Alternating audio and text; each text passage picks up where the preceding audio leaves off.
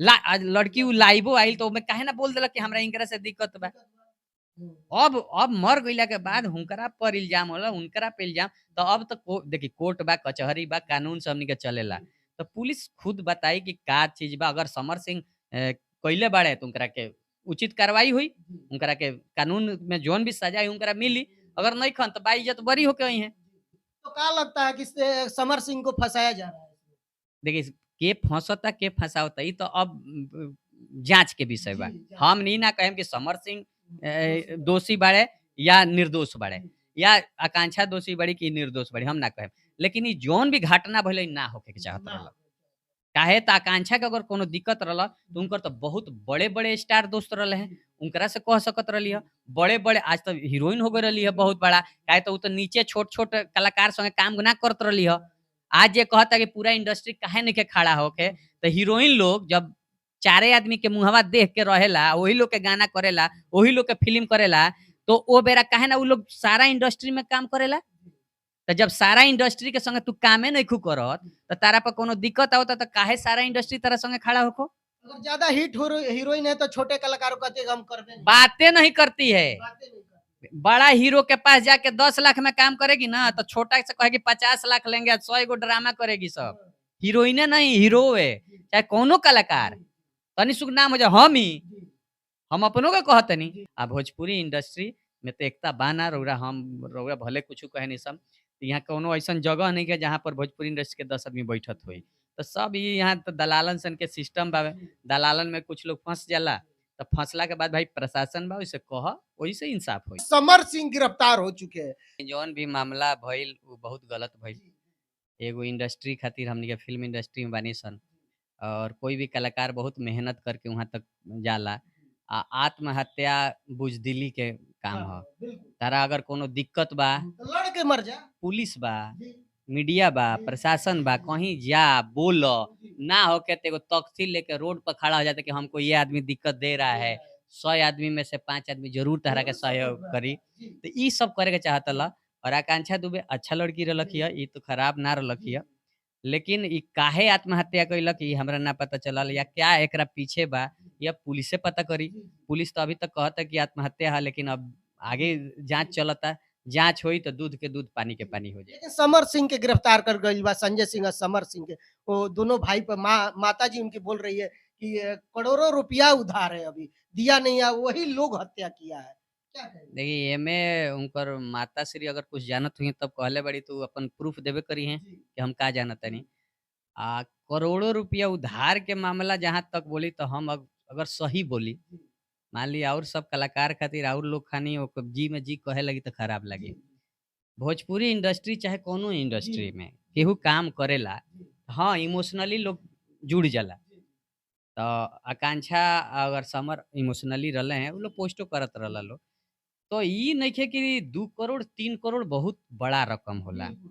हमनी के भोजपुरी में कोनो हीरोइन के जी, एल्बम करे वाला हीरोइन जी, के इतना फीस नइखे जी, कि ओकर 3 करोड़ कोनो कंपनी पर बकाया हो सकता, बिल्कुल। चाहे कोनो गायक पर बकाया हो जी, सकता। जी, हमनी यहाँ हीरोइन लोग के खूब पैसा मिलत होई नु, हुँ, खूब हुँ, केनहू के, तो एगो गाना के 10,000 से जी, 15,000 कहे खातिर तो उ लोग 35,000 कहेला, 40,000 कहेला, लेकिन मिलेला ना। हुँ, 15,000 मिलत ह, आना-जाना खर्चा मिलेला ई। हुँ, तो कितना गाना समर सिंह के कइली कि 3 करोड़ बाकी हो गइल। हुँ, रउरे बताई हमनी के 5,000 10,000 के ऊपर अगर बाकी रहेला, जी, तो ओकरा बाद हमनी के काम ना ना करेनी सन। करें। बिल्कुल।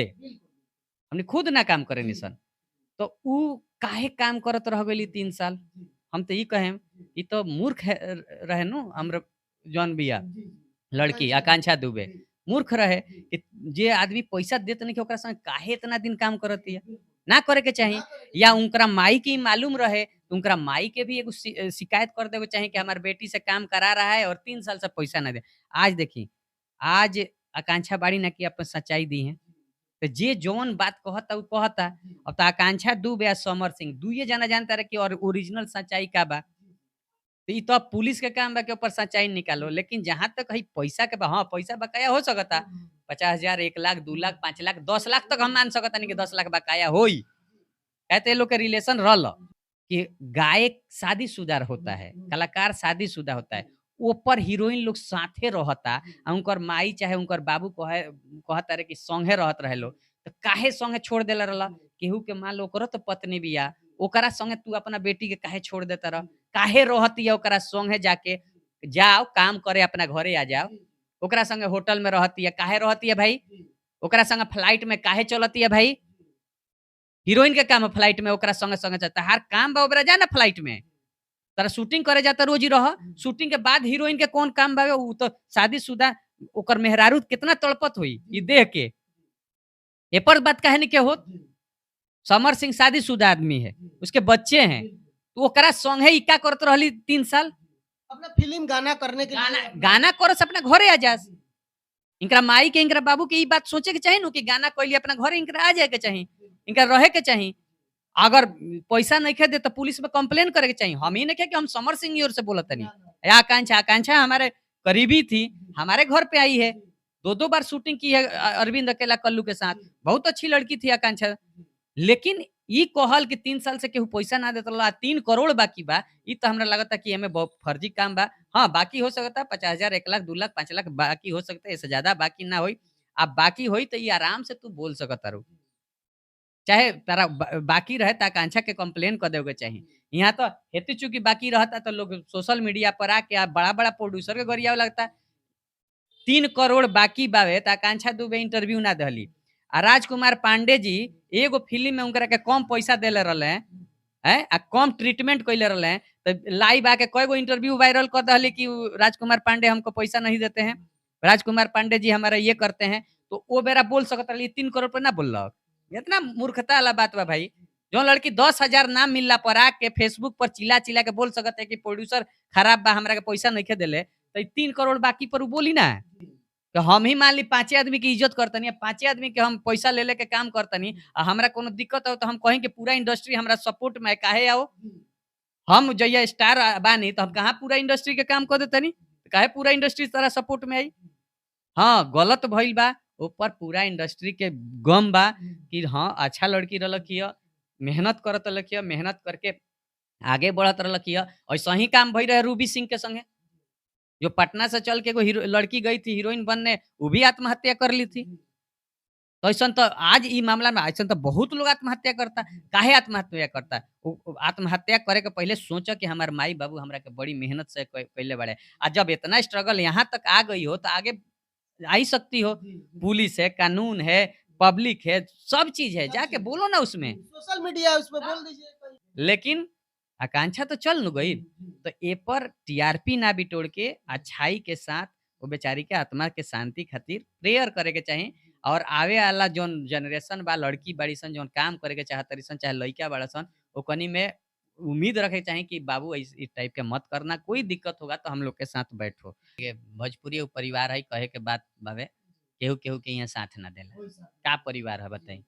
कोई घटना हो जाता है कि सभी लोग एकजुट हो जाए, तो लेकिन नहीं होता। तो नहीं हो पाएगा ना, मेन बात इंडस्ट्री नहीं है। भोजपुरी फ़िल्म इंडस्ट्री है नहीं, ये एल्बम इंडस्ट्री है। यहाँ बड़ा-बड़ा स्टार भी बड़ा-बड़ा फ़िल्म करने के बाद भी अपना गाना के लिए दौड़ रहा है। कुछ इंडस्ट्री पटना में है, कुछ इंडस्ट्री बनारस में है, कुछ इंडस्ट्री बॉम्बे में है। जो जहाँ 5 आदमी है वहीं इंडस्ट्री भोजपुरी का चला रहा है। तो कहाँ से इकट्ठा होगा ये बता दीजिए?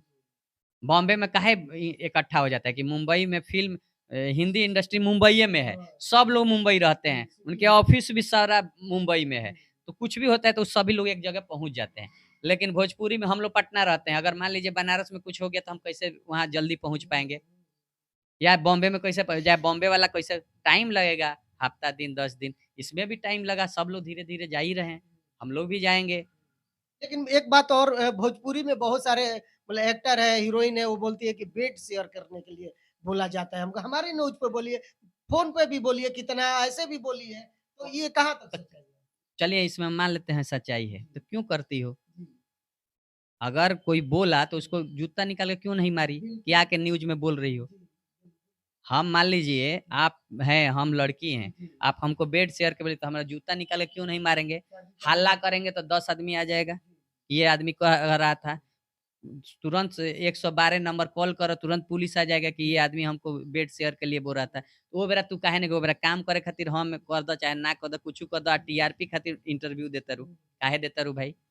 हमको कोई दिक्कत है तो हम इंटरव्यू क्यों देंगे? हम तुरंत एक्शन क्यों नहीं लेंगे? जब प्रशासन है, सब चीज़ है तो। हम जानेनी कि एमे से 5% सत्यता बा, 95% स्टंट ह, आ ई पब्लिसिटी पावे के तरीका ह।